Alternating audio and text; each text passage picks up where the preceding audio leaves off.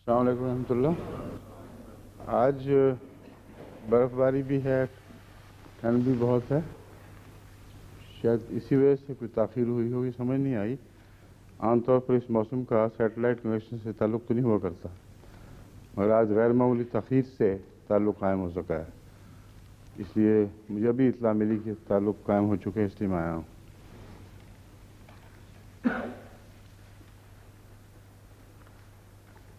औज़ु बिल्लाहि मिनश शैतानिर रजीम, बिस्मिल्लाहिर रहमानिर रहीम।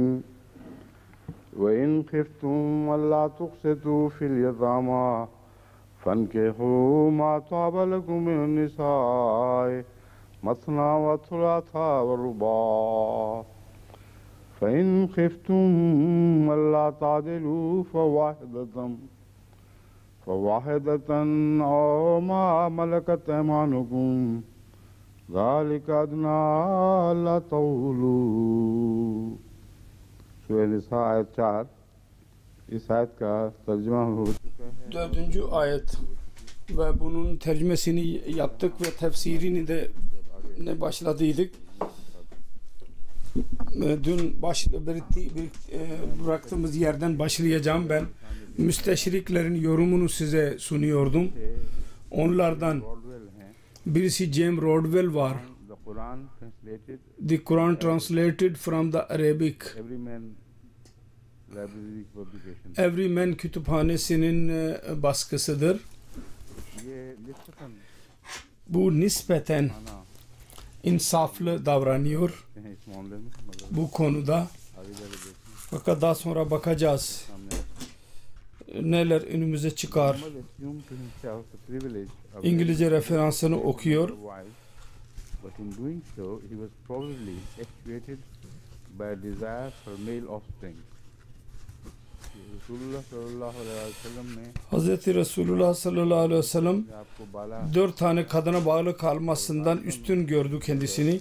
Galiba erkek çocuğa sahip olmak arzusu vardı kalbinde. O bakımdan düşünülebilir. Bir sebep ileri sürmüştür kendi kafasına göre.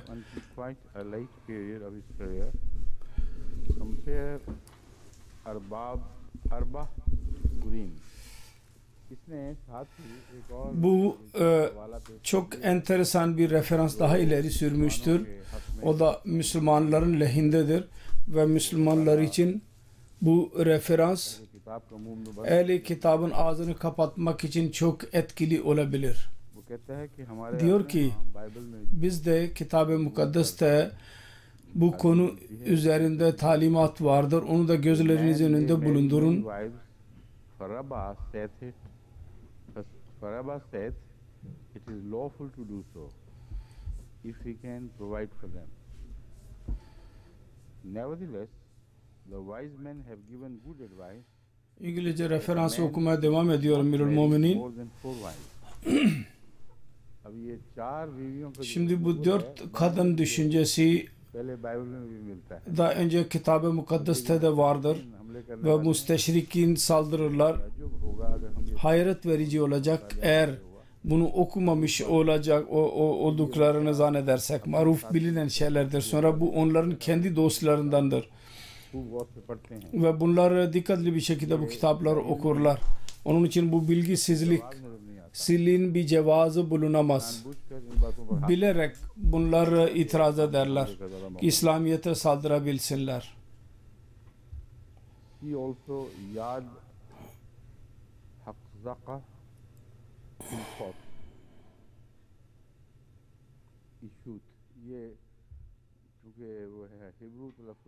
İbranice'dir, roman da yazılıdır, onun için tam olarak okuyamıyorum. Rodwell orada bir referans dahi vermiştir. Richard Bell der ki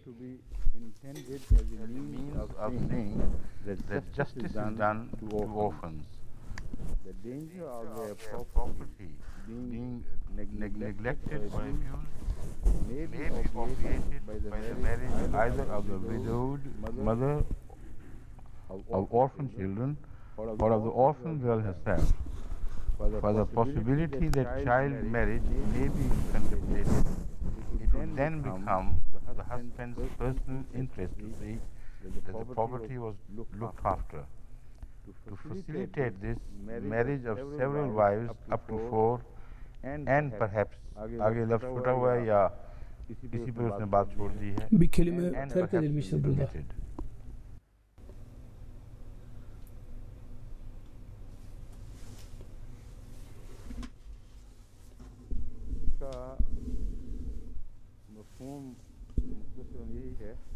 Bunun anlamı özet olarak şöyledir.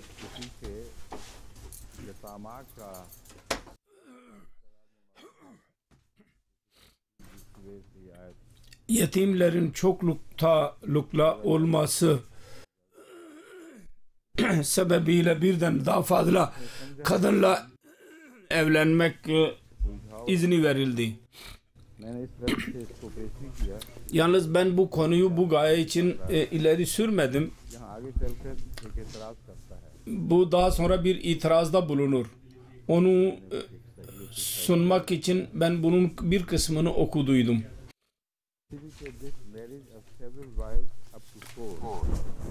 And perhaps more murad hoga.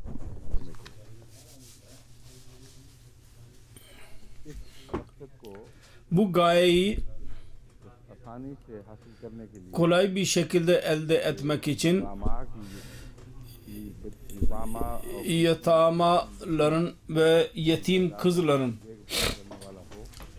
bir bakıcısı olsun, onlarla insafı edilsin. 4 yahut ondan daha fazla. Daha sonra der ki Summarizes this verse as the recommendation of polygamy as a means of providing for female orphans. Subtitle Late Insertion in Verse. Richard Bell'nin alışkanlığıdır.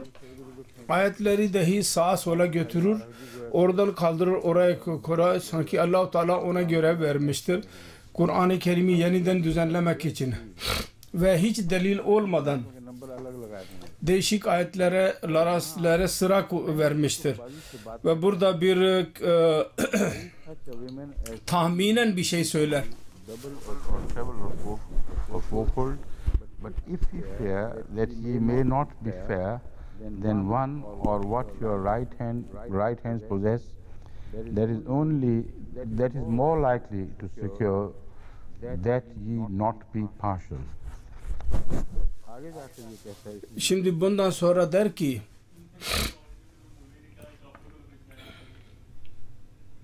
as the passage is really addressed to the Muslim community as a whole, it does not necessarily mean that the guardian should himself marry those for the management of whose property he is responsible.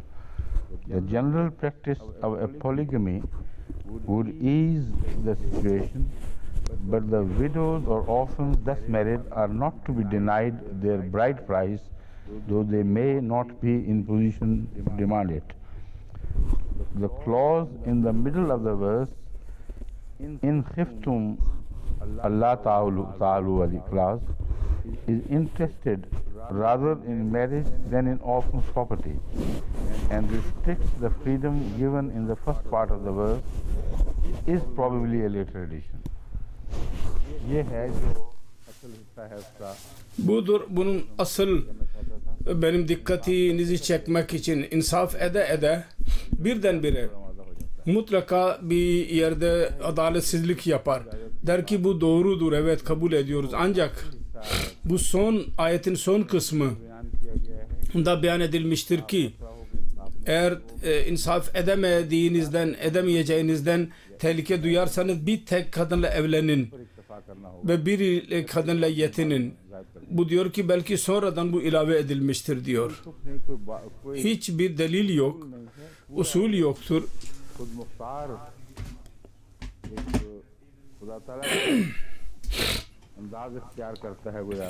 Sanki Allah-u Teala'nın yoluna başvurur, onun yaptığı gibi yapmaya çalışır. Bu değil, böyle olmalı der.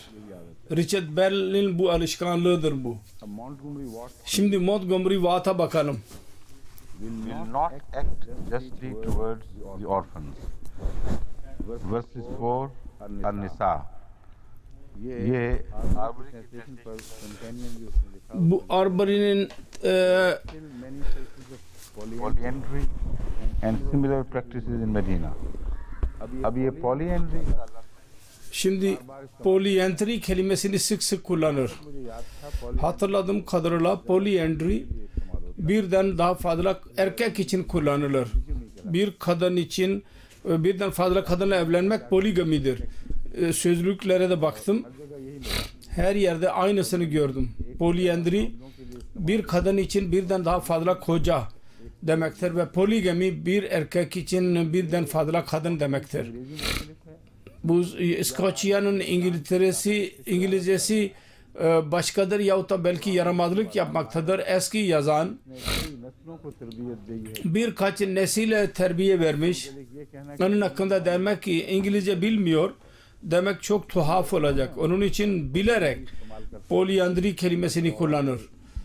महबस कोई बदल Ve एक से ज्यादा बीवियां करने birden daha fazla kadınla evlenmek yerine birden daha fazla erkekle evlenmek der बयान करता ve uyduruk şeyleri beyan etme der ki sanki bütün toplumda birden daha fazla erkek gelenek halindeydi. चढ़ा वो Bu geleneğe dokunmadı, o aynen devam etti. पैदा करता है। Bu etkiyi yaratmak ister. लेकिन साथ इसके बरक्स बात Ancak bunun tersi dahi söyler ki o da kendi düşüncesine aykırıdır. Önce ben hepsini okuyayım. many traces of polyandry and similar practices in Medina. The unjust treatment of girl orphans presumably consisted in keeping them polyandrous. केवल unjust practice का जिक्र है Unjust practice diyor. Manası şudur ki maldan bahsetmiyor. Manası şudur ki ज्यादा Khaman birden daha fazla erkek yapmaya mecbur etmeyin onları. Siz birden daha fazla erkek bir kadınla evlenin. Ne kadar ये कह रहा है temelsiz एक से ज्यादा खामन करने पर atmak demektir. Temelsiz. बेहतर यह है कि तुम एक से ज्यादा शादियां कर लो। अब कोई जोड़ कोई तुक है Şimdi bunun bir anlamı var mı? Bir बिल्कुल मारी जाती है। taassub ile insanı tamamen körleşir. Bu demektir. फिर कहता है and so subject not any husband but to the guardian, who doubtless would make some profit from this arrangement. कुछ समझ नहीं आई अंग्रेजी की वजह से समझ से ऊपर आई है। In keeping them Polyandrous and so subject not to any husband but to the guardian. कि उसको guardian Guardian galiba bu murat olacak. doubtless would make some profit from this arrangement. उनके साथ वो Onlardan istifade edecek. Demek ki pislikler yapacak, zina işletecek. The passage is said to have been revealed after the death of many male Muslims at the Battle of Uhud. जब male ज्यादा फौत हो गया है Erkek Müslümanlar fazla vefat edince polyandry nasıl yani birden fazla erkekle evlenmek nasıl söz konusu olabilir? Kabul ediyor ki कि मर्दों के kadınlar fazlaydı, erkekler değil. लिए वो Onun için तहरीर है जिसकी hayret verici bir yazıdır किसी माकूल आदमी को कुछ ki hiç akıllı başında birisi onu anlayamaz. ना माकूल आदमी की कमी भी कोई नहीं Ancak akılsız insanlar az değil dünyada. फिर Montgomery Ward लिखता है Sonra Montgomery Ward diyor. that since no man can be impartial between several women, this virtually prescribes monogamy. अब ये भी Şimdi bu da yalandır. O kadar büyük bir bilgin इल्म ना हो कि bilmesin ki scholars ने eski yazarlar aynı neticeye varmışlardır. ये जाहिर करना चाहता है Bunun göstermek istediği ki bütün मुफस्सिरीन थे müfessirler कि किसी एक ने भी onlardan hiçbir tanesi bile bu netice varmadı. ki eğer insaf edemezseniz bir tek ile yetinin. Halbuki hepsi yazıyor onu.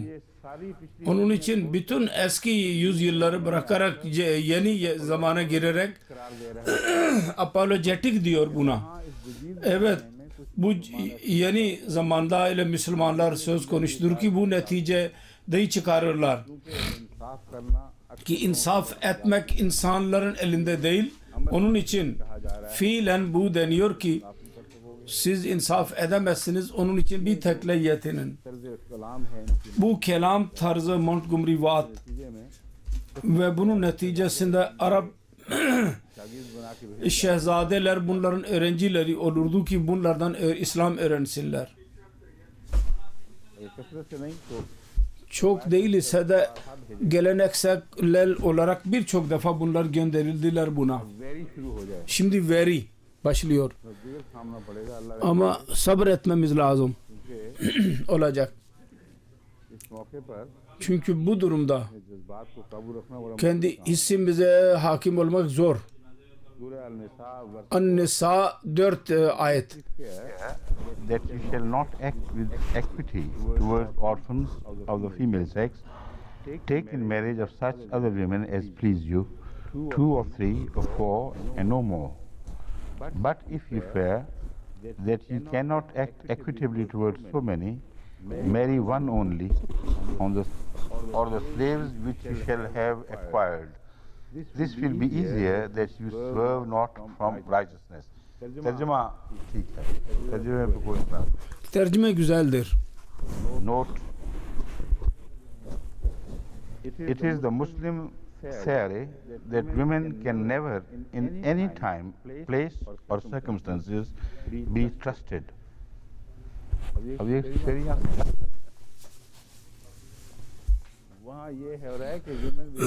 Orada diyor ki kadınlar zavallı, malları korumasızdır, erkeklere güvenilmez. Toplumun erkekleri aynı neticeye çıkar. Kadınların güvencesinden bahsedilmiyor. Şu deniyor ki siz erkeklerin toplumunda genellikle kadınları zulüm ederseniz, onun için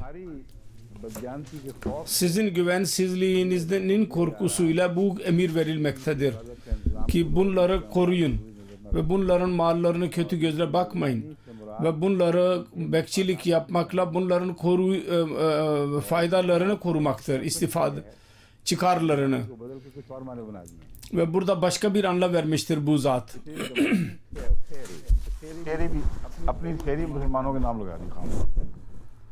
That women can never in any time, place or circumstances be trusted. They must be watched, veiled, suspected, secluded. Cehalet. Şimdi son derece cehalettir. Allah-u Teala der ki muhsenatı suçluyorsunuz. Suçlayanların büyük bir onlar için büyük cezabı vardır. Allah-u Teala onlara öfkelenmiştir. Ve her kim 4 şahit getiremezse ki o zordur, onları kırbaçlayın. Öylece Allah-u Teala kadınların ismetini korur. Hiçbir pis bir insan cesaret edemesin onları suçlamaya. Ve bu böyle netice çıkarmıştır. Nereden çıkardı bu ayetten? Ki yetim kızların malını koruyacaksınız. Netice çıkarmıştır. In any time, women can never in any time, place or circumstances be trusted. They must be watched. Har vakt un par ख्याल रखना. Daima gözetleyin. Society में किसी को Toplumda hiçbirisinin zaaflarını aramayın. Tesettür doğrudur. Fakat daima onlar üzerinde şüphe edin. Mutlaka burada bir pislik vardır.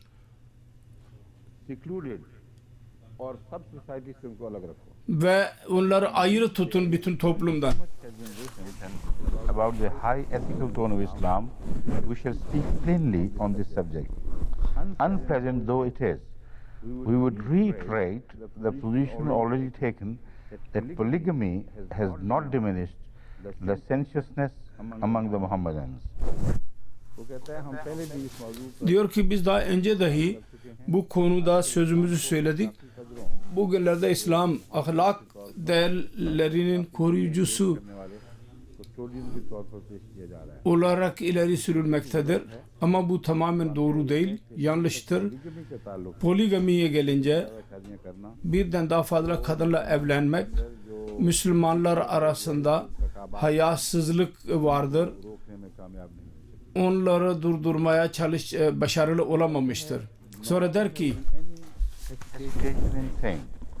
that the law here recorded permitting as many as 4 lawful wives and any number of slave women besides, with whom even the form of a marriage is in no way necessary to legalize cohabitation, is responsible in large measure for this state of things. It is one of the darkest of the many spots which mar the passage of the Quran. Diyor ki şunu beyan etmek gerekli görüyoruz ki biz asla şüphe görmüyoruz. Bunu söylemekte tereddüt görmüyoruz. Ki 4 kadınla evlenmek izini vermekle ve cariyelerle izdivacı alaka kurmayı serbest bırakmakla ki onlarda yasal bir yasa aramaya gerek yoktur. Başka bir işlem yapmaya gerek yoktur. Bu Kur'an-ı Kerim'in talimatı neticesinde hayasızlık ortaya çıkmıştır. Bu Kur'an-ı Kerim'in birçok metni vardır. Onlar arasında bu en karanlıktır diyor. Sonra der ki for the slaves have even one lawful wife. कहता है ये जो bir tek evlilik arada gelmiştir. Yoksa Müslüman için bir tek kadınla evlenmek dahi gerekli değil. Partial towards many wives, he may take his slave girls, whom he may treat as he pleases, and to avoid the responsibility of providing a dowry for even one wife. Bu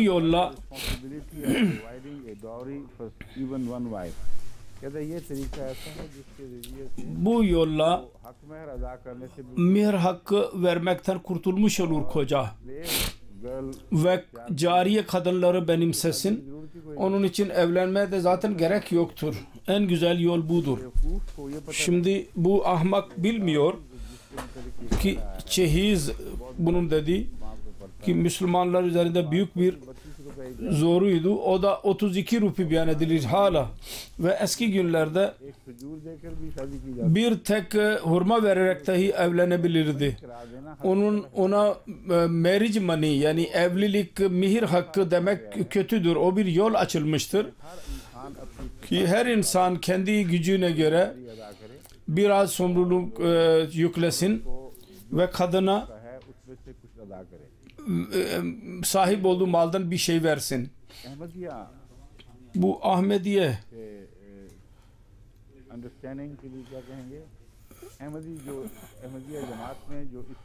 Ahmediye cemaatten şu anlaşılır bundan. O Montgomery Watt onu bilmez. Onun için ben ayırarak daha sonra beyan edeceğim. Montgomery Ward bilmiyor ki Ahmediye cemaatinin katında bunda hikmet şudur ki bir kadın bir defa evlenirse daha sonra ayrılmak neticesinde mal bakımından tahaffuz gereklidir. Koruma. Ve bir kadın evlenmemiş olursa daha fazla talep görür. Evlendikten sonra, boşandıktan sonra ya dul olduktan sonra talep azalır. Bu durumda imkan vardır. Society में अक्सर समाज Toplumda genellikle पर डाली गई erkekler kazanmaya mecburdurlar. कानात कम है Kadın ayrı bir şekilde bir şey kazanamaz, imkanlar azdır. Onun için mutlaka elinde bir şey olmalı. O bakımdan Hz. Müslim Mevud radıyallahu anh संवाद किया böyle kadar delil çıkardı. आमन Eğer bir erkek, साल koca आमद bütün yılın bütün तौर पर लिखवा सके kazancını hakma mihrak olarak yazdırırsa daha evladır. Ama en az 6 ay mutlaka yazdırsın. बात इसलिए किया कि Bir yıl bunu şunun için dedi ki Kur'an-ı Kerim bir seneye kadar dulu evden çıkarmayın demiştir. Ama kendisi giderse başka. Bundan şu yahut başka birisinden şu delil çıkar ki को पेश नजर bunun emrini ruhunu göz önünde bulundurarak Hz. Müslim Mevud radıyallahu anh dedi ki mir hakkıyla birlikte onunla alay etmeyin ve az mir hakkı bağlamak güzel değil. Bizim cemaatte güzel budur ki bir insan kazancının bir yıllık kazancını बराबर हक में ona eşit olarak mihir hakkı bağlasın. और या 6 महीने Yahut en az 6 ay kazancı.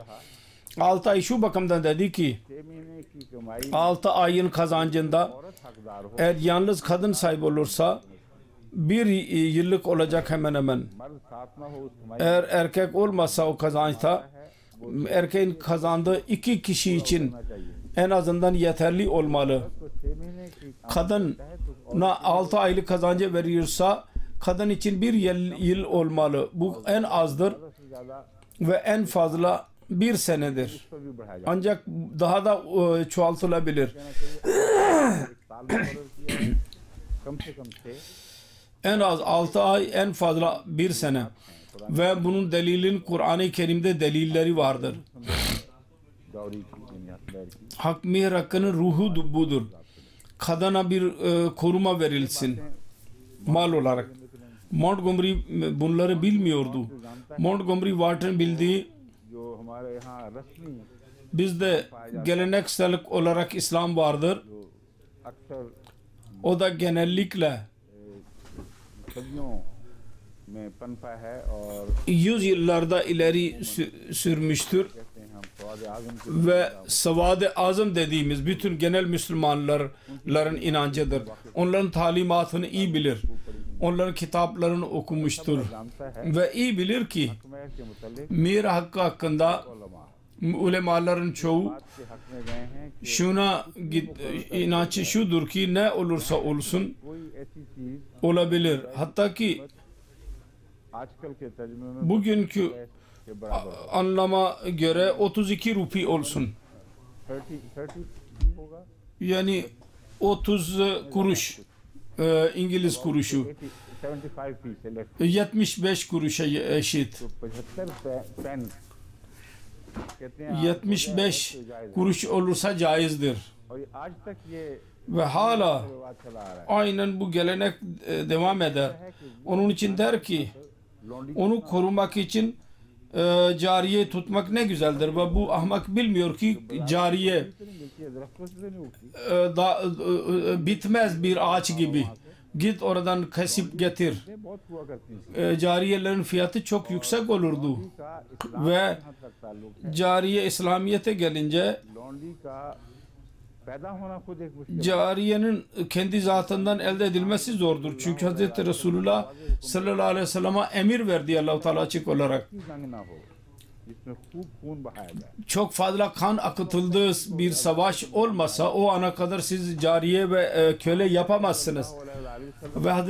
Resulullah sallallahu aleyhi ve sellem açık olarak आजाद इंसान को गुलाम bir insana, hür bir insanı köle yapmak aleyhinde uyarıda bulunmuştur. अजाब की खबर दी Ve azap verdi. लेता है गुलाम बना Birisi hürü esir haline getirirse azap görecek demiştir. लौंडियां आएंगी Bu talimat varken bu cariyeler nereden gelecek?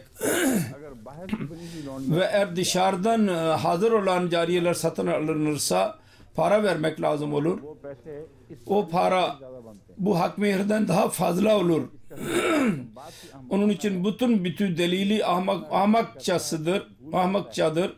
Delil çıkardığı zaman unutur ki इस्लामी रिवाज İslam fıkhı ve İslam geleneği ne der? O günün tarihi hangi manzarayı bizim gözlerimizin önüne serer? Cariyeler zenginlerin işiydi.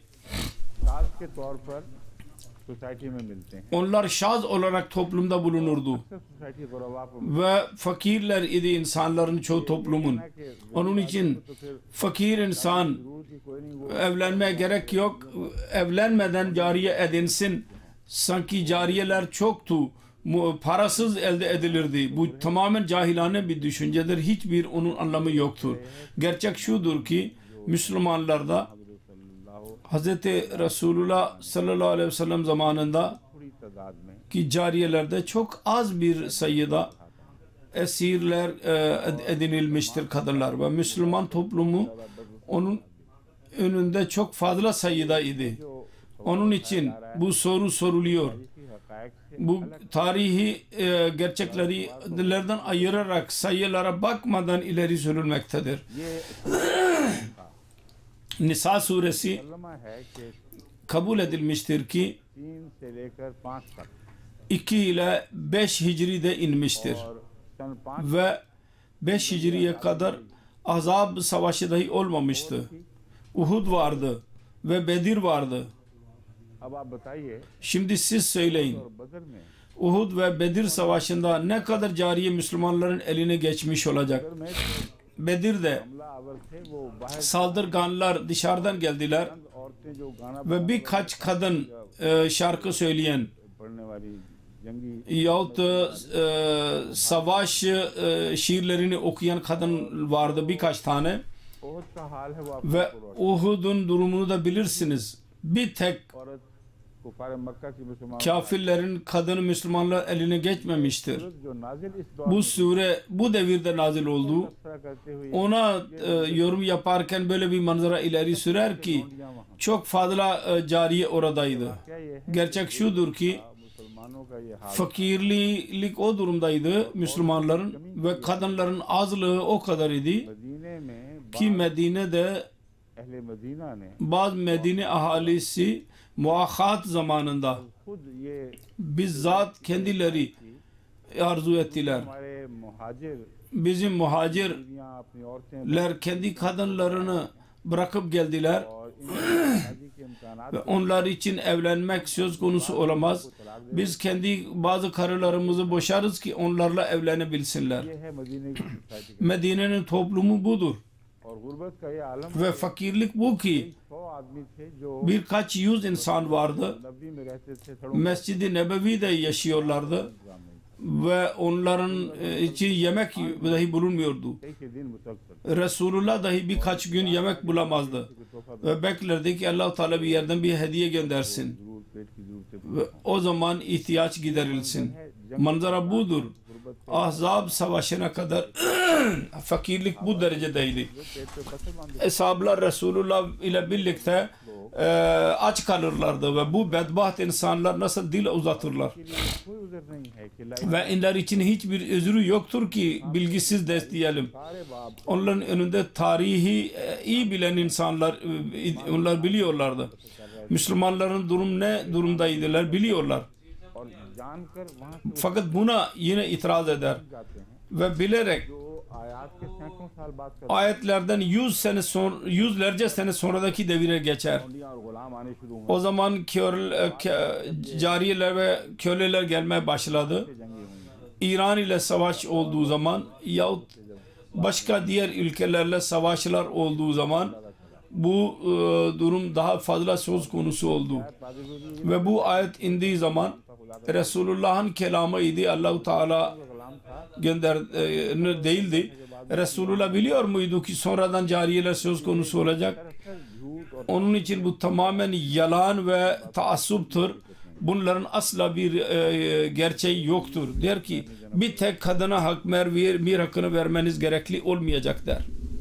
फिर कहता है Sonra der ki not bind himself by the law. See chapter 32:49. Even the The heaven of Islam is to witness the perpetuation of almost unlimited polygamy. See chapter 4 and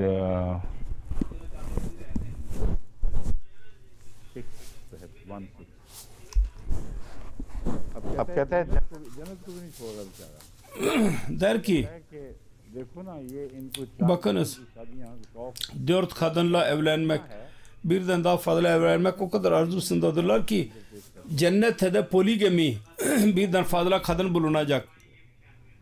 no countries under heaven present such a cesspool of seething corruption and sensuality as those ruled over by the Muslims. कहते हैं आसमान के पर्दे के Gökyüzünün altında tek ülke yoktur ki hayasızlık ve pislik, वो मंजर पेश करते pisliğin ön manzarasını ileri sürsün. Bir tufan gösterebilsin. हैं ममालिक दिखाते हैं जो मुसलमानों के Müslüman ülkelerin altında bulunan, ülkelerde bulunan fuhuş başka hiçbir yerde görülmemektedir. for slaves Fars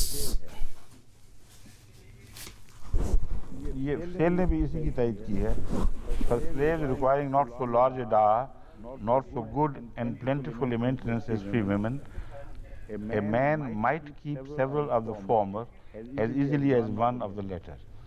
अब ये सारा तारीख Şimdi bu tamamen tarihi bilmemezlikten gelir ve Arapçanın iktisat durumunu bilmemeyişi neticesinde bu söz söylemeye devam eder.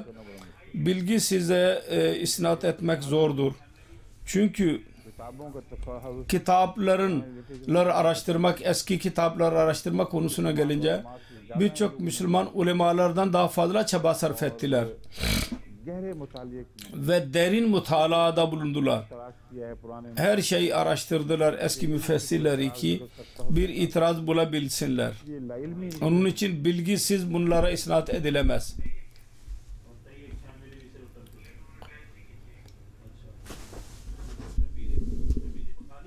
मरगोलियत Margoliyet जो अमूमन मुसलमानों में या इस्लाम में genellikle İslam'da ev aramaya çalışır Müslümanlarda. मुहक्किक नहीं है Bir dost araştırmacı değil ki bu dostun referansıdır. की रुझान रखता है Olumlu eğilim bu konuda şunu söylemeye mecbur oldu. शादियां जो खदीजा के बाद में आई Muhammed अक्सर यूरोपियन मुसलमान birkaç evlilik yaptı. ख्वाहिशात पर मबनी करार दी गई हैं Avrupalılar bunu nefsani diyorlar fakat araştırma konusunda anlaşılır ki bu buna bağlı değildi. Muhammed'in birçok evliliği kavmi ve siyasi gaye ile idi. Çünkü Resulullah diyordu ki ज़ात के साथ मोहब्बत के ताल्लुक bütün eshaplara kendisine bağlamak istiyordu, sevgi bağına. Ebu Bakir ve Ömer'in kızlarının bağlılığı bu gayeyle yapıldı. Aynı şekilde büyük düşmanların ve üzerine zafer kazanılmış olan kavimlerin kızları da aynı şekildeydi. आपको औलाद नरीना हासिल Ve başka kadınlarla evlenmek erkek çocuk sahibi olmak için idi ki onu çok iyi arzu ediyordu. Şimdi हो Hz. Resulullah sallallahu aleyhi ve sellem'in evlilik meselesine gelince bu arada ben size birkaç tane gerçek anlatacağım. Onlardan anlaşacaksınız ki bu müşrikler ne kadar zalimane saldırıda bulunurlar ve पर्दा उठाना gerçeklerin ortaya çıkarma gereklidir. Onları gizlerler. पेश करते हैं Bunun söylediği gibi अपनी नफसानी ख्वाहिशात kendi nefsani arzularına esir olmuş olan birisi कुरानी की भी खिलाफ वर्जी करते हुए Kur'an-ı Kerim'in emirlerini dahi göz ardı ederek kendisi için fazla, diğerler için az. किस जमाने में ज्यादा से ज्यादा Böyle hangi insan kendi nefsani arzularına düşük olabilir? तक पहुंच 40 yaşına kadar इंसान के आजाद ढलने लगे insanın kuvvetleri azalmaya başlar. 40 yaşına kadar Hazreti Resulullah sallallahu aleyhi ve sellem'in bir tek karısı vardır. 30 साल या O da yaşından 15 mi 25 sene mi daha büyük idi. 15 sene daha büyük idi. Hazreti Resulullah ondan 15 yaş az idi. Ve 50 seneye kadar böyle devam etti. नौजुबिल्लाह में गाले 50 yaşına kadar El Yazo bila nefsani coşku ortaya çıksın, hiçbir vücudu dahi yoktu. Birdenbire nasıl nefsani coşku ortaya çıktı ve nereden geldi? Bir tek kadın ihtiyar bir kadınla evlenmiş olsun ve Resulullah 50 yaşına gelince Hazreti Hatice 65 yaşındaydı. Bunların nefsaniyet dedikleri budur. Cehaletin bir sınır olmalı ama burada bir sınır yoktur. Ve sonra daki kadınlar hangi yaşta, onu size anlatacağım.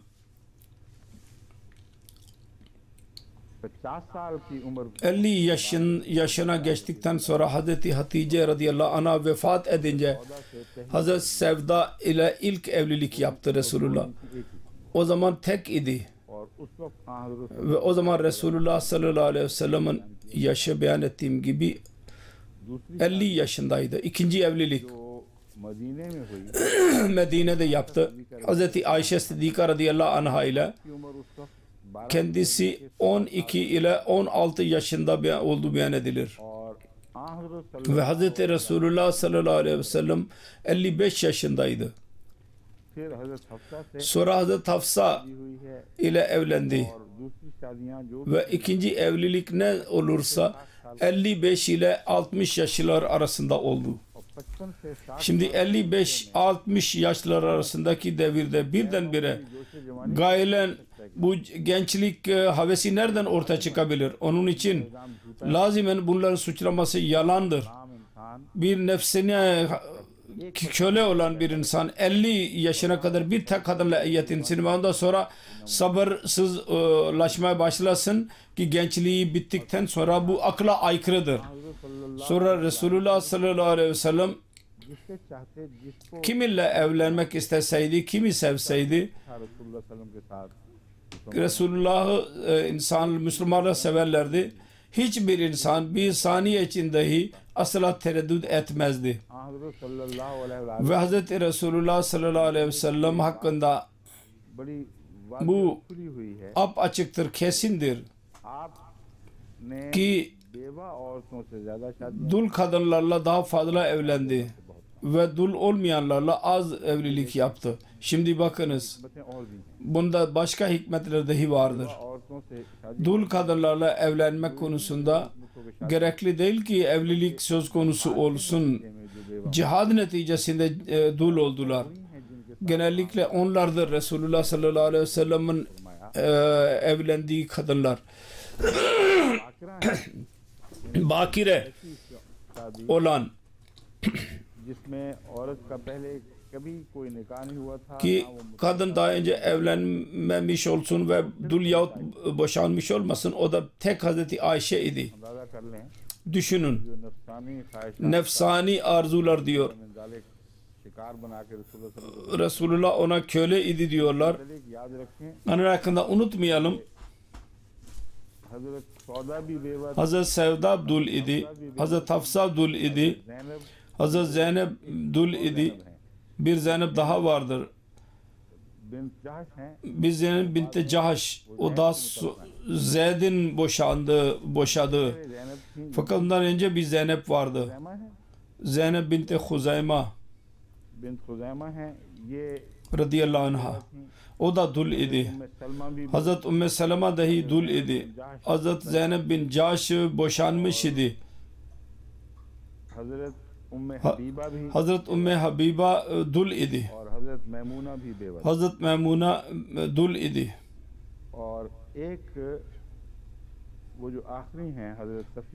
Ve son Hazreti Safiye'nin zikri yok burada. Niye yoktur?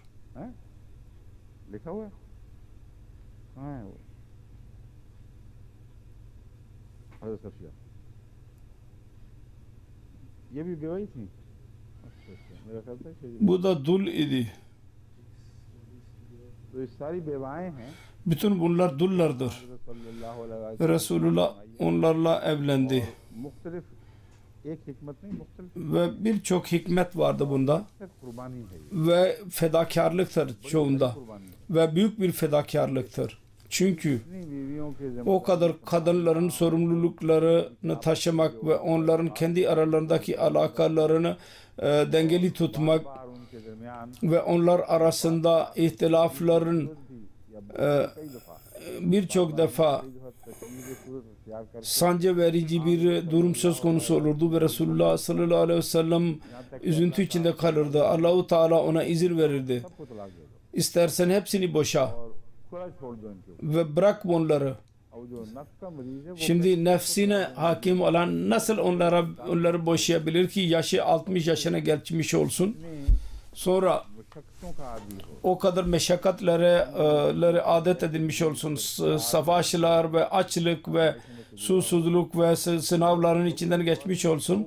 O düşünce başkadır. Bu pis herifler, batıdaki içki içenler, yiyenler Resulullah'ın mizacını anlayamazlardı. से आपके मिजाज का Resulullah'ın mizacının nasıl olduğunu bunlar anlayamadılar. Bunlar mecburdur. Bunlar alışkanlıklarıdır. यहाँ बैठ के अंदाजा लगाते रहते Burada oturarak tahminde bulunurlar. Böyle olacak ve böyle olmuş olacak. Resulullah eliyazu billah rengila Resul, yani affedersin, kendi haveslerine düşkün olan bir Resul. Haşa. हैं। Şimdi Mesih Maud Aleyhisselatü Vesselam'ın bazı referanslarını size okuyacağım.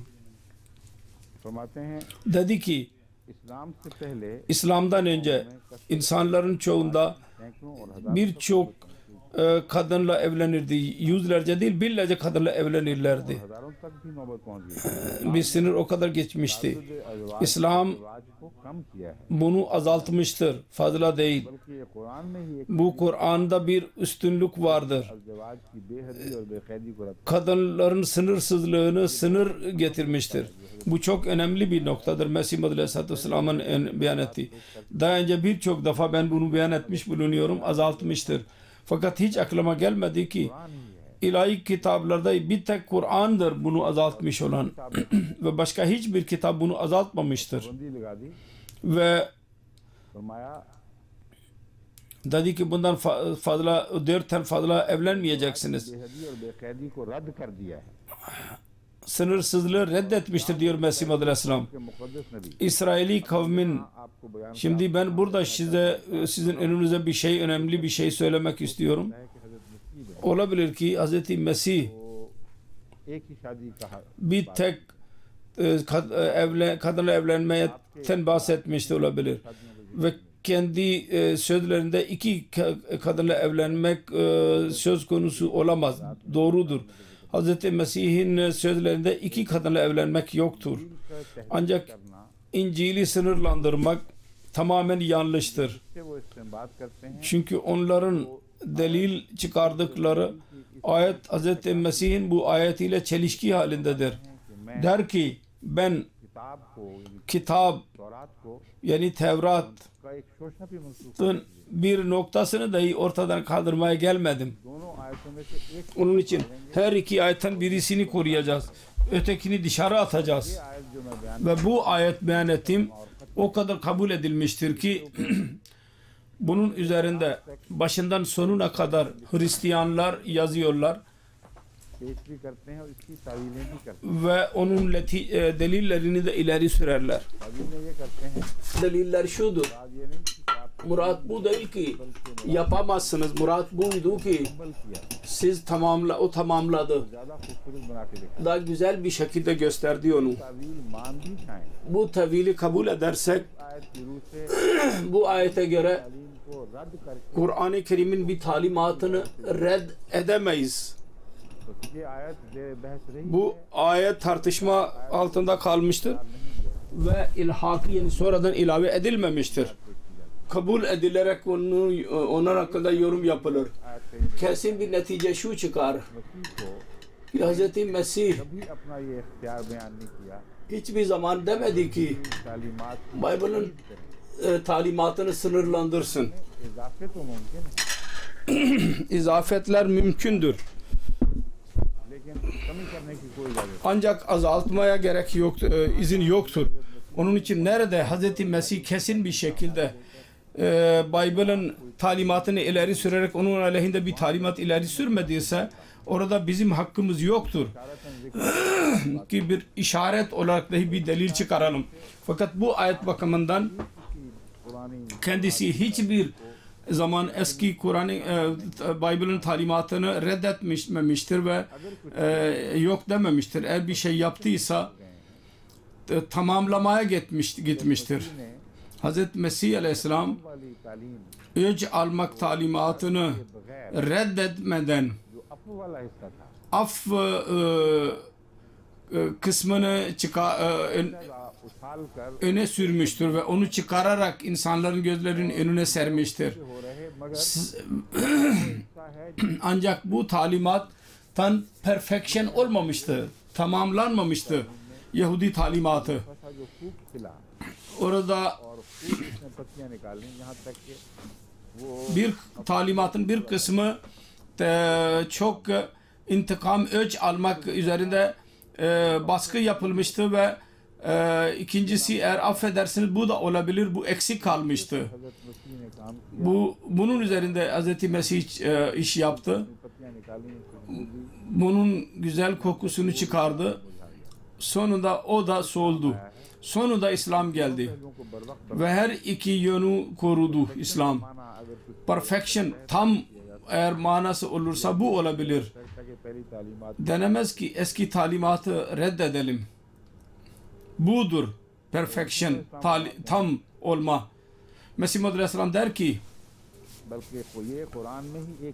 bu Kur'an'da bir üstünlük vardır. Ben onun için izah ettim ki adamın birisi bilgisiz yüzünden demesin. İncil'de de bir tek kadının talimatı, bir tek kadınla evlenmek talimatı vardır. Çünkü İncil'in cevazı dahi yoktu bir kadınla. Bütün eski peygamberlerin tam olarak reddetmedikçe Amirul Mu'min diyor ki Resulullah Mesih Aleyhisselatü Vesselam diyor ki İsraili kavmin mukaddes peygamberleri yüzlerce kadınla evlenmiş olan, hatta 700 kadar bir kadınla evlenmiş olanlar sonunda zina mı işlediler haşa? Ne diyorsunuz? Kendi kitaplarınıza bakın ve onların evlatları arasında peygamber oldular. Haram piç miydiler? Haram çocukları mıydılar? Onlar derler ki birden fazla kadınla evlenmek İslamiyet'in izin verdiği.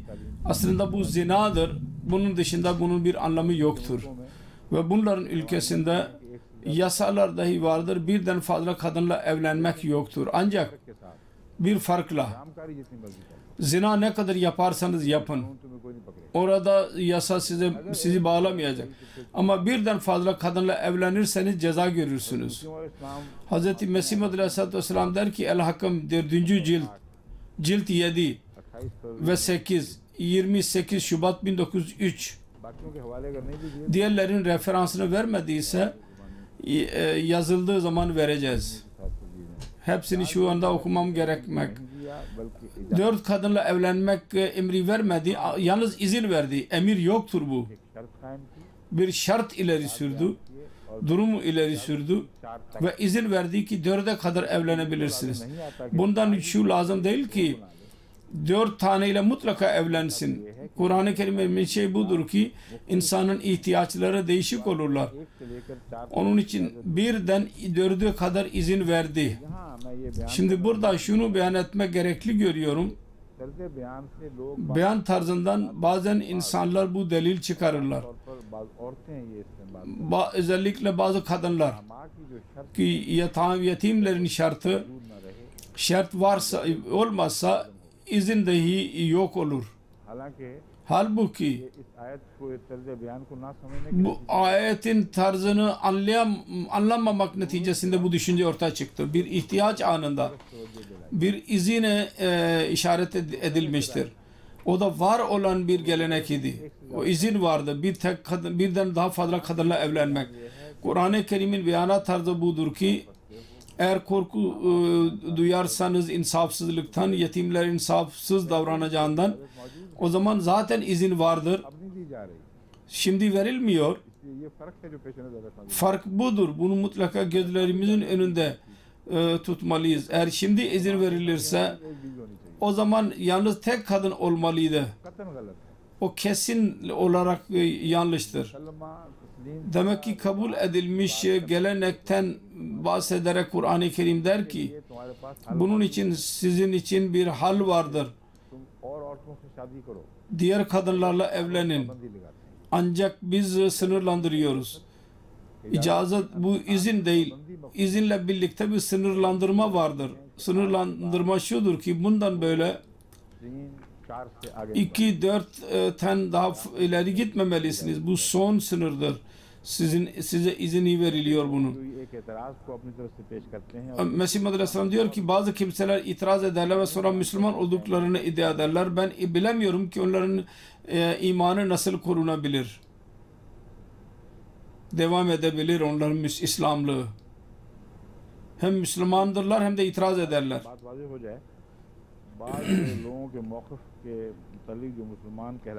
Müslüman olarak isimlendirilmelerine rağmen itiraz ederler. Mesih Aleyhisselam diyor ki itiraz ederler ve sonra İslam olduklarını iddia ederler. Ben bilemem ki onların imanı nasıl korunabilir. Onlar İslamiyet'e itiraz ederlerdir. Bakmadılar ki bir yasa çıkaran birisi hangi şeyleri gözlerinin önünde bulundurmalı. Adamın birisinin bir tek kızı vardır ve o da cüzam olmuştur.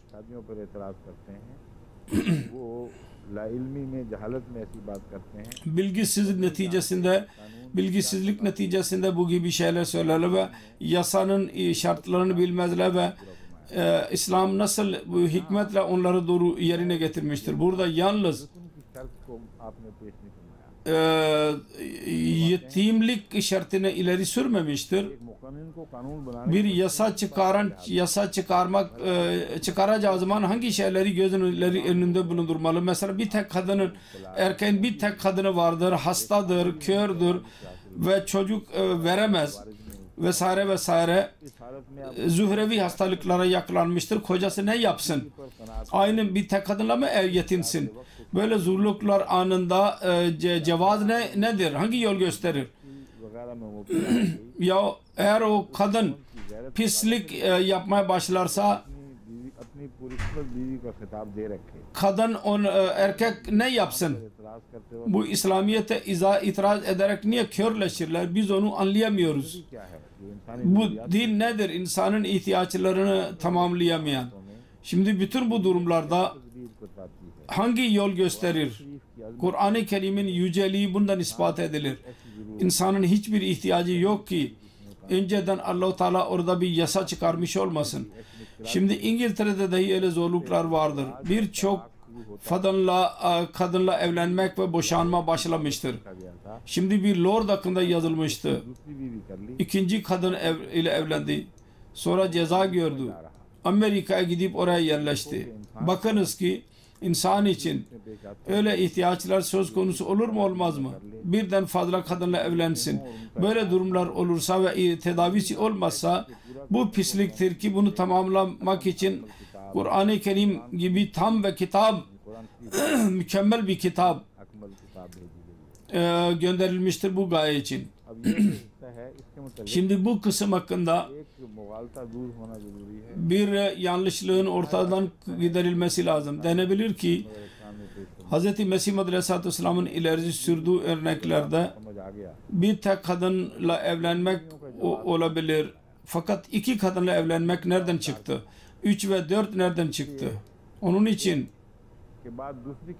birden ikincisini izin vererek orada durabilirdi. Gerçek şudur ki Hz. Mesih Aleyhisselatü Vesselam burada istisnai durum ileri sürmüştür. Onların bazen bir bazen ikiye kadar gider. Ancak Kur'an-ı Kerim bu durumu hangi ortamda beyan etmiştir? O da bir savaştan sonraki etkileriyle etkilenmiş olan bir toplum söz konusudur. Öyle bir manzara ileri sürmüştür ki ondan önce öyle bir savaş olmuştur. Öyle bir durum söz konusu olmuştur ki erkeklerin sayısı az ve kadınların sayısı fazladır. Ve yetimler söz konusu oldu ve dul kadınlar kaldı. Bu durumda शादी की इजाजत का bir tek kadınla evlenmek caiz olur muydu? Ki birden fazla इजाजत काफी हो सकती bir tek kadın fazla kadınla evlenmek caiz olabilir miydi? Gerçek şudur ki birden daha fazla kadınla evlenmek इस्तादी इस्तात ही में नहीं her insanın gücü ona yetmezdi. महज इजाजत की बहस नहीं होती Yalnız izin söz konusu olmaz. इस्तात का जो मजमून है वो आखिर पर बयान हो गया है Sonunda gücünüz yetmiyorsa ve insafsızlık yapmaya mecbursunuz ya mizacınız öyleyse o zaman tek kadınla evlenin denmiştir. Bu ayette her imkan göz önünde bulundurulmuştur. Ve Mesih Muhammed Aleyhisselatü Vesselam मुसलमान मुतरजीन का जवाब Müslüman itiraz edenlere cevap verir. कोई जरूरत ही Onlar derler ki asla gerek yoktur. İspat eder ki तुम्हारे सामने ये जरूरत kişisel olarak bu ihtiyaçlar gönlünüze çıkar.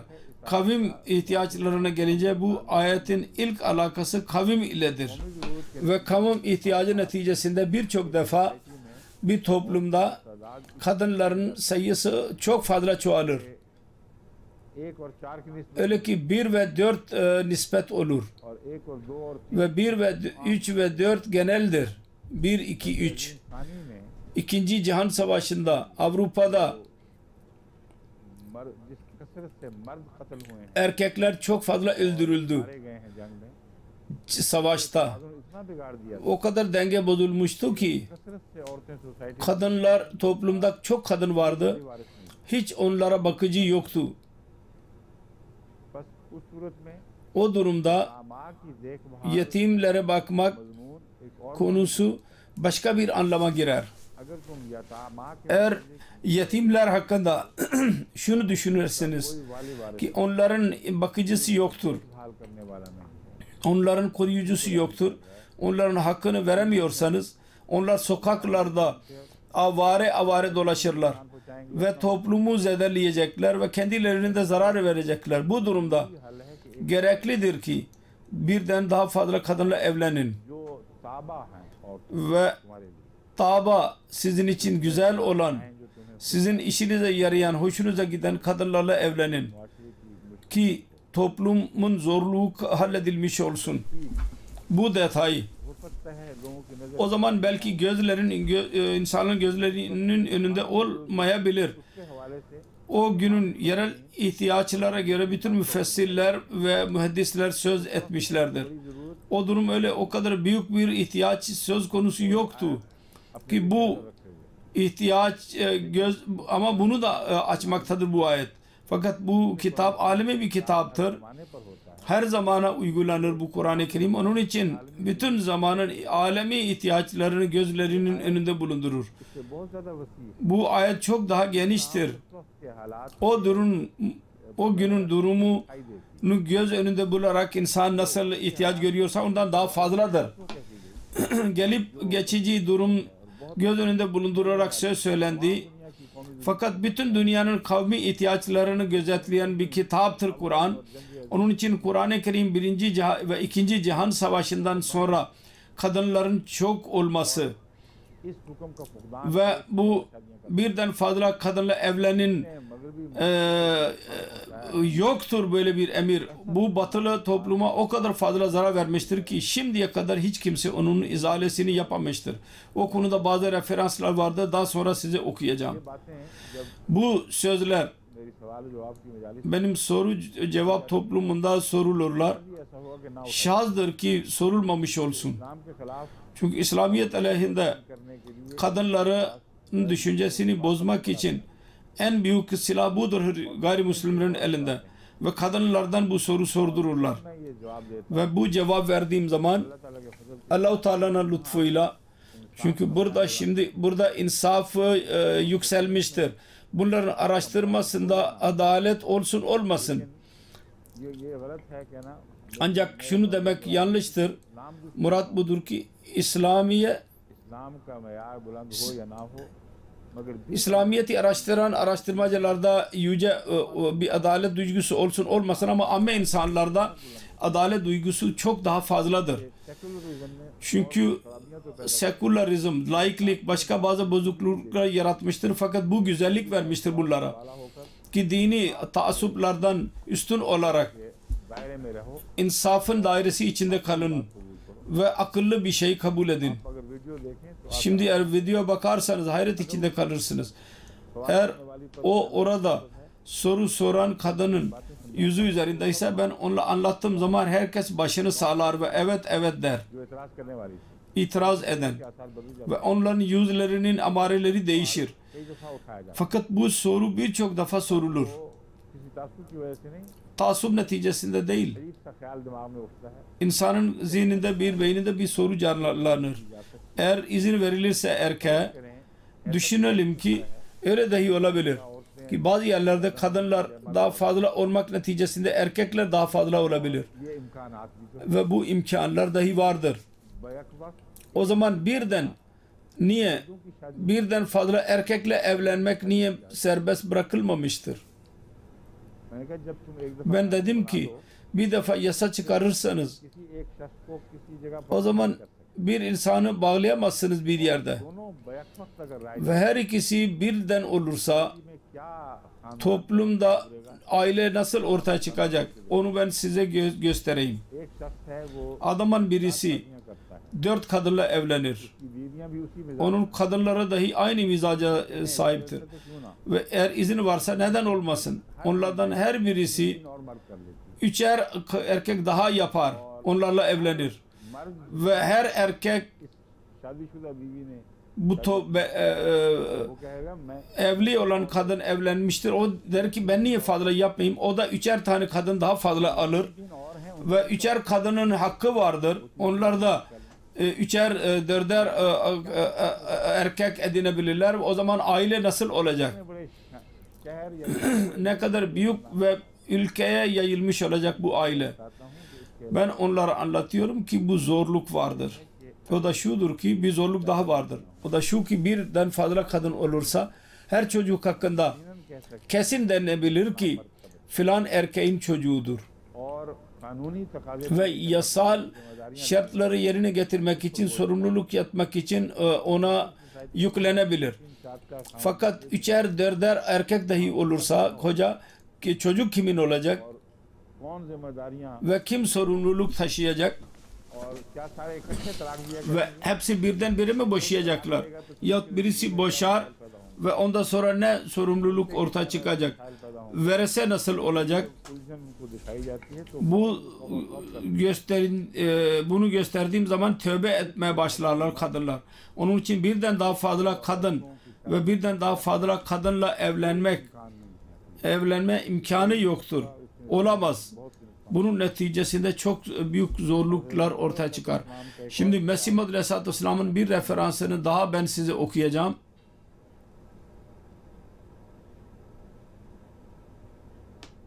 अरब में सदहा बीवियों तक Arap'ta yüzlerce kadınla evlenilirdi. और फिर उनके दरमियान Ve onlar arasında itidal dahi gerekli görmezlerdi. बराबरी तकलीफ थी। İnsaf edilsin demezlerdi. Bir kadın bir sıkıntı içindeydiler. John Davenport John Davenport ve diğer birçok yazarlar bunun zikrini yapmışlardır. तरह तरह के मजालिम से निजात बख्शी है। İslam gelerek Müslümanları bu gibi sıkıntılardan, gelenek sıkıntılarından çıkarmıştır. Bu İslamiyet'in minnetidir kadınlar. Bunlar unuturlar onu. Dedi ki Mesih Muhammed Aleyhisselam, Kur'an-ı Kerim'de bu yüzlerce nikahı yok ederek 4'e sınırlandırmıştır. एक को ज्यादा किया नहीं Biri çoğaltmamış, कम किया है। fazlayı azaltmıştır. साथ ये भी कह दिया Ve onunla birlikte şunu dahi dedi. İn khiftum Allah ta'delu fevahida. अगर तुम Eğer तुम इनमें एतदाल ना रखो onlar arasında denge sağlayamazsanız o zaman tekle evlenin. के जमाने Onun için eğer birisi Kur'an-ı Kerim'in zamanını göz önünde bulundurursa dünyada fazla kadınla evlenmek ifrat halindeydi एतदालियों से ve o kadar dengesizlik vardı kadınlar. उसे इकरार करना पड़ेगा O zaman kabul etmesi lazım ki Kur'an dünyaya ihsan etmiştir. तमाम Ki bütün o itidalsızlıkları yok etmiştir. Ancak tabiat yasası böyledir. Bazen insan evlat arzusu ve kadın eğer çocuk doğuramıyorsa yahut hasta olursa जिसमें मुबाशरत yahut mübaşiret yapamıyorsa kadının zuhrefi bir hastalığa yakalandığından dolayı बीमारियां रहती हैं, bazen bu hastalıklar 10'ar sene kadar uzar. मेरी जल्द आने से Sonra kadın çabuk yaşlanır. Bu da görülmüştür. औरतें जिनको निकाह देर में किए जाएं, Geç nikahlandırılmış olan kadınlarda küçük yaşta evlendirilen kadınlara nazaran hemen yaşlanırlar. Sonradan evlenen kadınlar. हाँ फरमाया ये सब फितरतन दूसरी बीवी Bütün bunlar ikinci kadının ihtiyacı doğar bütün bu durumlarda. बीवी जल्द जल्द हमल Yahut bir kadının çabuk hamile olması neticesinde ताकतें खो बैठती gençliğin kuvvetlerini bitmiş olur. Kocası genç olur daha ve onun kuvvetleri daha yerinde olur जरूरतमंद ve ihtiyacı vardır. ऐसी सूरत में Bu durumda बीवी की जरूरत पड़ती है, ikinci kadına gerek görülür. इसलिए जो जवाब Onun için bu Allah-u Teala cevaz vermiştir दाल की शर्त लगा दी, ve itidal şartını ileri sürmüştür. Mesih Muhammed Aleyhisselatü Vesselam'ın umumi रुझान जाहिर genel eğilimi bundan çıkmıştır bu ayet ile alakalı olarak. O da şudur ki बाकी रहने वाली जरूरतें इनफरादी नौयत की kişisel ihtiyaçlar vardır. आयत का इतलाक होगा, Bu ayet onlara uygulanacak पहुंच गई, ve ihtiyaç hangi duruma ulaştıysa orada söz bitmeli. लेकिन अगर कोई Ancak eğer birisi daha ileri gitmek isterse इसके सामने आकर bu şart onun önünde bulunacak ki itidal, adaletli davranmalısınız. Eğer birisinin hakkını veremezseniz, o zaman adaleti yerine getiremezseniz o zaman tek yahut birden fazla kadınla evlenmeyin. Bu ihtiyaçların detayları Hz. Mesih Muhammed Aleyhisselatü Vesselam kişisel olarak beyan etmemiştir. Çünkü değişik erkeklerin durumları değişik olur. जिम्मेदारियां मुख्तलिफ, Onların sorumlulukları değişik olur. तकाजे अलग अलग होते Ve şartlar değişik olur. हैं, एक ही किस्म का Her kadın aynı değildir. Nasıl bilgi de konusunda बाज कीमियाई मादे bazı kimyasal maddeler के साथ ताल्लुक कायम करने birbiriyle alaka kurabilirler. से बातचीत, Bazı 2 şeyle, bazı 3 ile, bazı 4 ile. इसी तरह मर्द Aynı şekilde erkeklerde de ने मुख्तलिफ Allah-u Teala değişik mizaca sahip insanlar yaratmıştır ve onların yeteneklerini कम और ज्यादा बनाए, böylece azaltmıştır ya çoğaltmıştır. Bu tartışma ज्यादा तफसील से çok fazla detay ister. करना पड़ती, जिनसे हजरत मसीह अलैहिस्सलाम Mesih Muhammed Aleyhisselatü Vesselam bundan çekinmiştir. Onun için işaret ederek bırakıyor. Onun için bu netice çıkmaz ki Mesih Muhammed Aleyhisselam diyor ki bir tek kadınla evlenin, orada iş biter. Murat budur ki bir ihtiyacı getirin, daha fazlayı siz bilirsiniz. रखना, Ancak unutmayasınız ki इंसाफ bu की शर्त insaf şartı vardır. İnsaf olursa o zaman 4'e kadar yaklaşın, yoksa bir tekle yetinin.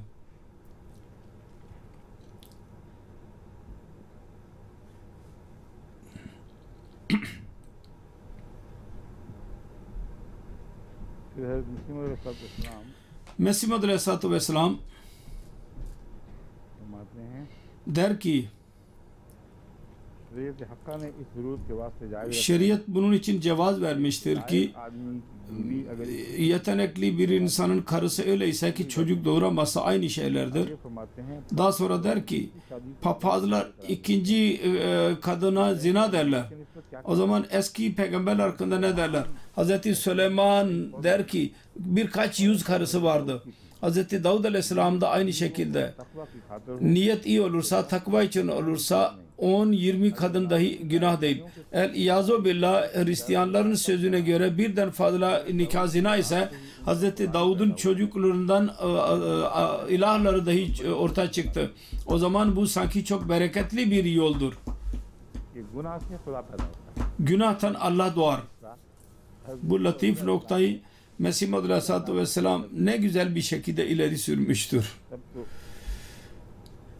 अगर उसके पादरी ठीक कहते हैं तो हज़रत Dawood Eğer güzel diyorlarsa Hazreti Davud'un evlatları arasından onların ilahları dahi doğmuştu, tanrıları. Bu bereketlidir güya sanki. Papazlar kötü şeyler söyler ve asıl şeye bakmadılar. Din de İncil'de yazılıdır. Eğer kalbinde zerre kadar iman olursa bir dağa buradan kalk derse dağ gidecek. Hristiyanlar kendi imanların iddiasını göstersinler, yoksa hepsi dinsizdir, imansızdır. आगे फरमाते हैं ये Sonra der ki bu ne kadar insafsızlıktır मुकद्दस और पाक नबियों ने ki mukaddes peygamberleri bir zamanda 100 kadına sahip oldular. 2-3 kadına bunlar itiraz ederler ve büyük günah sayarlar bunlar. Buna zina ve haram yapmak derler, fuhuş yapmak derler. Sonra der ki अपने मुसल्लम नबूवत अंबिया के हालात kendi peygamberlerini बंद कर işlerinden gözlerini kapatırlar ve haksız olarak Müslümanlara itiraz ederler. ये मफहूम ये नहीं है कि जैसे मजहूर में बात हो जैसे खाया जाता है कि उर्दू में मुहावरा पीसते जाते का मुतबादल तर्ज बयान है, पीछे जाते हैं यानी वो बंद ही नहीं करते, बार जोश उठता है तो फिर दांत पीसते Çok coşkuya girerler ve itiraz etmeye başlarlar. Boşu boşuna. Utanmaları lazım. Kendileri kabul ederler ki Hz. Mesih'in bedeninin hamiri, अपनी माँ की देह hamuru kendi annesi tarafından है Hz. Davud Aleyhisselatü Vesselam'ın babası 2 tane değil, 3 tane değil, 100'e kadar kadın yaptı Davud ve oradan doğdu annesi. बीवी को जना करने की Onlar dahi bir tek kadınla fazla evlenmeyi zina sayarlar. Bütün buna rağmen Maryam सिद्दीक़ा की तरफ Hazreti Meryem Sıddika Aleyhisselatü Vesselam hakkında zerre kadar utanmazlar ve bütün edepsizliklerine rağmen sevdiklerini söylerler. और फिर भी दावा साथ मोहब्बत का किए जाते हैं। Biz efendim seviyoruz derler. चाहिए Bilmemiz lazım. कि बाइबल होगा, बाइबल लिखा हुआ है, बाइबल बाइबल की Ki Bible'e göre का ना सिर्फ कौलन साबित है बल्कि बनी Israel bir tek kadınla fazla kadınla evlenmek caizdir. Hazreti Mesih'in dedesi de onların arkasındaydı. Fiilen bu işi yaptı ve mühür basmıştır. खुदा तरस Allah'tan korkmayan Hristiyanlar, जोरू होना जरूरी होता bir tek kadın eğer gerekli ise o zaman siz Davud Aleyhisselatü Vesselam gibi bir peygamber kabul etmeyecek misiniz? Yahut Süleyman'ı ama ilham indiğini inkar mı edeceksiniz? Sizce bu devamlı bu iş o peygamberlerin ki onların kalbi üzerinde daima ilham inerdi ve her an Allah-u Teala'nın rızasını onlar kazanırlardı ve emir inerdi. Bu daimi günah değil ki. Onlar bundan vazgeçmediler ve Allah-u Teala'nın emrini göz ardı ettiler. Allah-u Teala'nın gayret आद को हलाक किया Semud ve Ad'ı helak eden, तमाम Nemrud'u helak et, Firavun'u helak etmiş olan onun şanına aykırı mıdır? Ki İbrahim ve Yakub ve Musa ve Davud ve Süleyman ve diğer birçok peygamber, birçok kadın करने की वजह से olmalarına rağmen bütün ömürleri boyunca पक्के sir isyankar görerek फिर उन पर अजाब ना yine onlara azap indirmedi उन्हीं से ve onlardan daha fazla onları sevdi. खुदा को इल्हाम उतारने के लिए Sizin Allah-u Teala ilham indirmek için başka birisini bulamıyor muydu? Yahut birçok kadın yapmak चाहिए कि नबियों और तमाम şunu da unutmamalıyız ki peygamberler birçok kadınla evlenerek ve manevi kuvvetleri सबको ler bakımından üstün çıkarak दुनिया पर साबित bütün dünyada ispat ettiler ki दोस्त इलाही बनने के लिए Allah-u Teala'nın dostu olmak için bu demel değil ki insan muhannesler gibi ve namertler gibi bulunsun. में कभी ताकत वो है İmanın kuvvetli olanı odur ki kadın ve erkeğin sorumluluğunu taşısın ve bütün buna rağmen, bütün alakalarına rağmen जिसने yani Allah Teala'nın rızası için o kadar alaka kurmuş olsun. आखिरी गोशा Ve sonunda Allah-u Teala ile öyle bir alaka kurmuş olsun ki onun önünde her ikinci alaka ilgisiz görsün. Allah-u Teala'nın alakası bütün alakalardan daha üstün çıksın. Budur Aynat-ı Kemalat-ı İslam Safa 281. बाकी इंशाल्लाह Geri kalanı inşallah Teala yarın. थोड़ा सा वक्त देर में शुरू हुआ Biraz geç başladık. fazla biz yürütemeyiz. Çünkü ondan sonra program vardır.